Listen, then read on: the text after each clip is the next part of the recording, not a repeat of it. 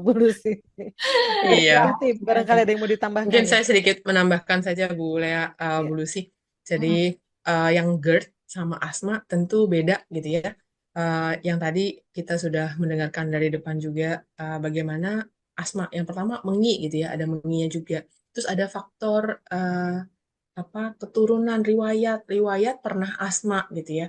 Mungkin hari ini sedang kumat gitu ya. Bisa jadi memang asma itu betul Bu Lucy terkontrol.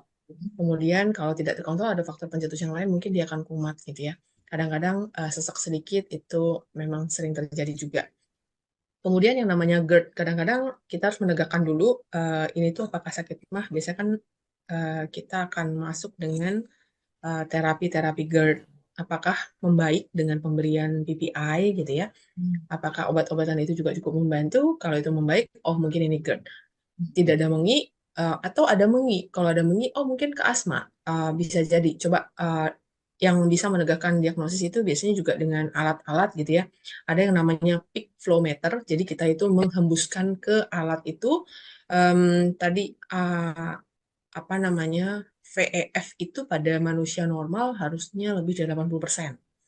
Jadi ketika alat itu kita tiup, itu harus menunjukkan angka persentase yang menunjukkan lebih dari 80%. Mungkin itu juga untuk membuktikan apakah itu suatu asma. Jadi kadang-kadang perasaan stres itu juga rasanya engep gitu ya. Eh, rasanya nggak enak. Apakah ada faktor-faktor itu yang kemudian menyebabkan ini? Mungkin itu disingkirkan dulu. Jadi faktor-faktor yang menyebabkan engap disingkirkan, baru kita bisa menegakkan. Jadi menegakkan diagnosa tidak bisa satu hari selesai gitu ya, perlu dicek beberapa parameter-parameter. Mungkin itu. Kemudian untuk tadi yang pertanyaan kedua, saya setuju dengan Bu Lucy. Suatu saat nanti mungkin bisa kumat gitu ya. Itu juga terjadi. Kadang-kadang saya masih pakai gitu ya. Kalau sudah stres gitu, udah mulai kena hujan dingin, nah itu mulai kumat dikit-dikit. Jadi dokter kemarin marahin lagi. Tapi nggak sampai sesek yang waktu kecil itu yang bikin kapok gitu ya. Jadi Ya, udah terjadi juga sih. nggak Thank you boleh Bu Lucy. stres kita itu, Bu. Iya, Iya, baru saya mau tanya ya, perubahan cuaca panas dingin, cuaca panas pancaroba, nih. Nggak dan boleh juga stres, nggak manajemen boleh stres masak ya. malam. Manajemen stres itu penting Happy-happy ya, aja. dan sangat Ya, terkait sekali dengan asma iya, juga betul. manajemen stres itu. Stres banyak ya, Bu. Under apa di Iya. banget gitu ya. Tapi susah ya nggak stres gimana? Coba ya stres ya. Hidup nggak stres. Nah itu slogan yang jangan lupa bahagia itu kayaknya Oh harus iya. betul-betul ditanamkan itu Bu Betul Lucy. banget ya. Betul. Baik, pertanyaan kedua kita lanjutkan ya. Nanti manajemen stres kita bahas lagi di akhir kalau waktunya masih ada. Dari apoteker Rehulina. Mohon izin bertanya, untuk pasien yang sudah menggunakan laba, apakah masih perlu menggunakan SABA? Kalau iya, karena apa ya, Bu? Nah, Bu Apoteker Tuti, monggo. Ya, jadi tadi di guideline-nya juga ada ICS plus ICS laba plus SABA.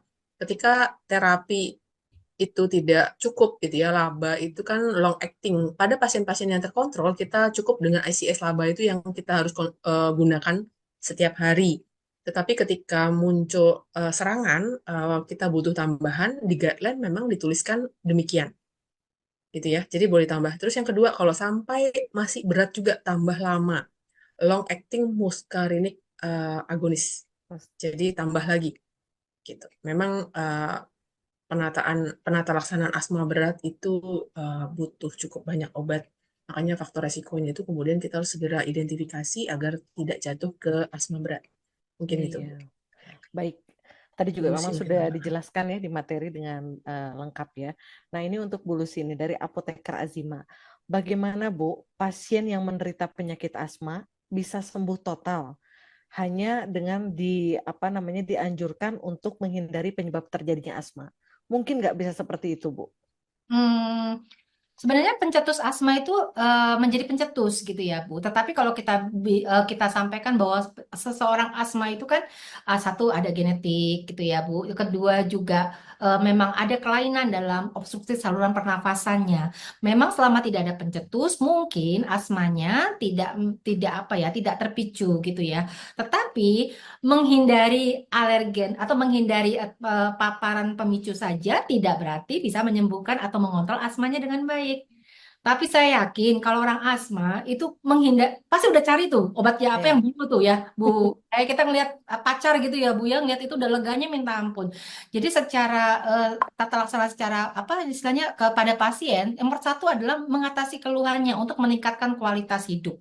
Nah, caranya mau tidak mau harus intervensi dengan obat-obatan. Walaupun yang tadi disampaikan menghindari pencetus itu menjadi satu langkah yang eh, langkah pertama yang harus dilakukan, tapi tidak dapat hanya menghindari pencetus saja. Terutama ini untuk orang yang mengalami asma ya. Tetapi kalau asma sudah terkontrol dengan baik gitu ya, dan memang dosis atau obatnya sudah bisa dilepas secara pelan, ya memang satu-satunya cara adalah menghindari pencetus. Walaupun tadi ya kata Bu Tuti tadi, stres, tiba-tiba ada asap gitu ya, itu Iya. tiba menjadi pencetus. Seperti itu Bu Lea.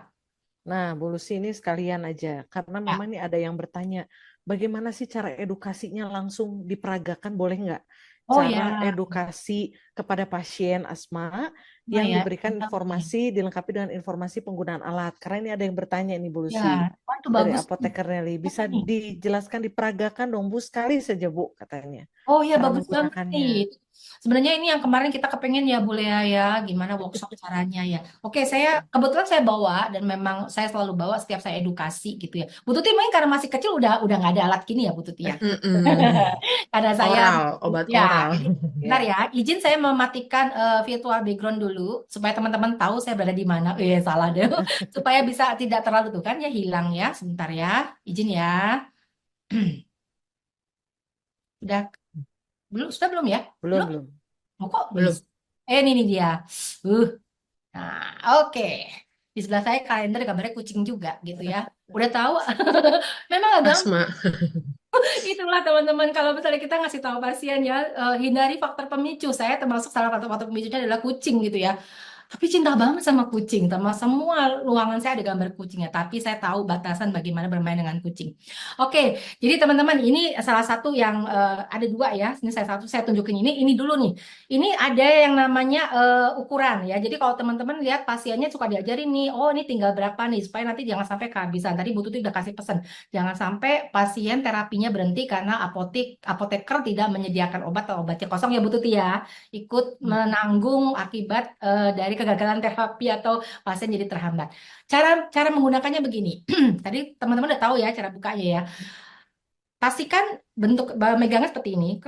Semakin ahli ada yang begini, ada yang tengah terserah ya. Buka tutupnya.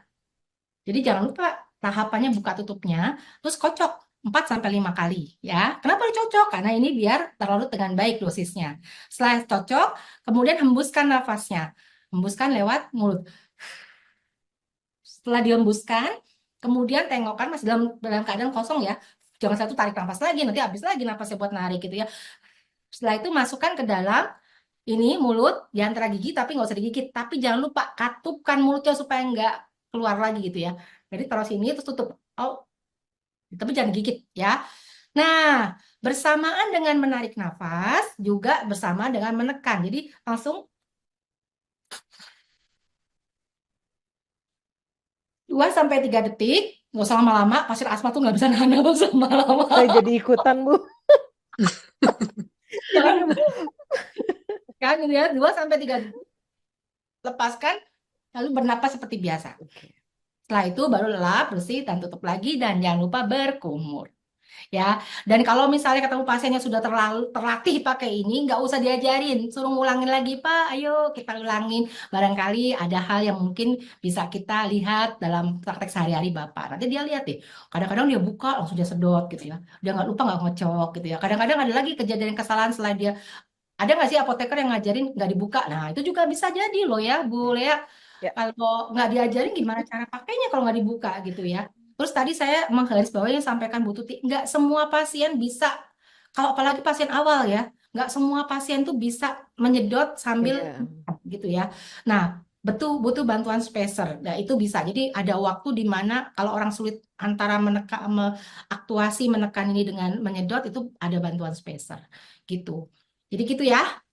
Dibuka, dikocok, hembuskan napas, taruh di antara dua mulut dan gigi, tapi jangan gigit, katuk mulutnya, terus sambil menarik nafas, sambil menekan, serut. Setelah itu kemudian dilepas pelan-pelan, tahan 1, 2, 3 detik, setelah itu napas seperti biasa, dielap, terus kemudian dikumur.